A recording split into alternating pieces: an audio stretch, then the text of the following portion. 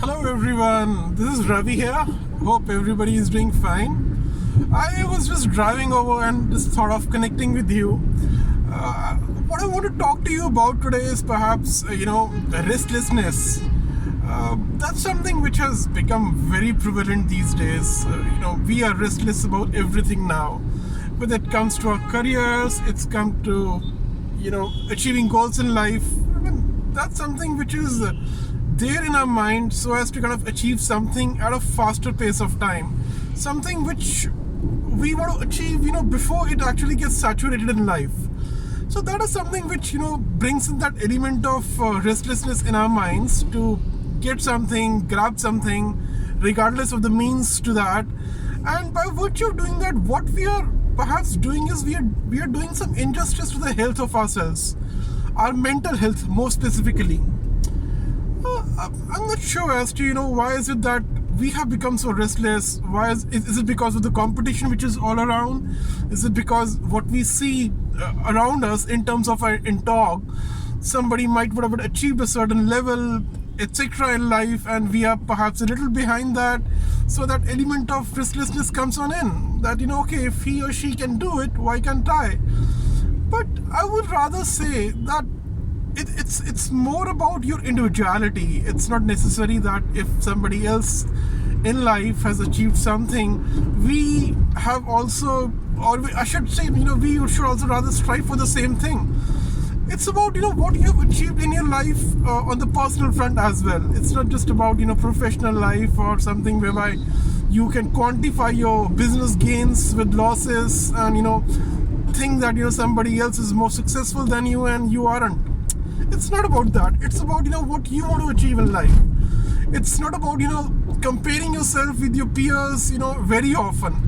What might be a priority for somebody else may not be a priority for you. So I think let's start to kind of think about what should be our goals in life.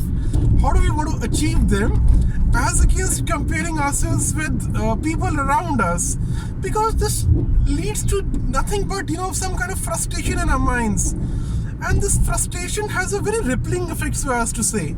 It not just stays within yourself, but it's also something which creates a bit of a mental imbalance in the minds of people in your family.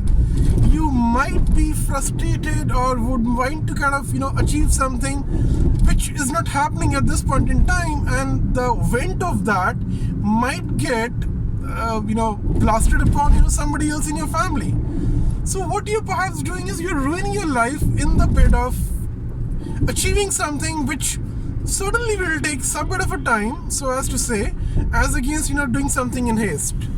So I would rather say, let's look upon certain goals of our life, look at what is it that we have achieved, and let's be patient about achieving things in life. I think that patience is something which is very critical, very important, and the sooner we understand that, the better it's going to be for us. So yeah, that is what I wanted to talk to you briefly about. And you know what? We can relate this example of being restless with the traffic on the roads, the people whom you come across on the roads.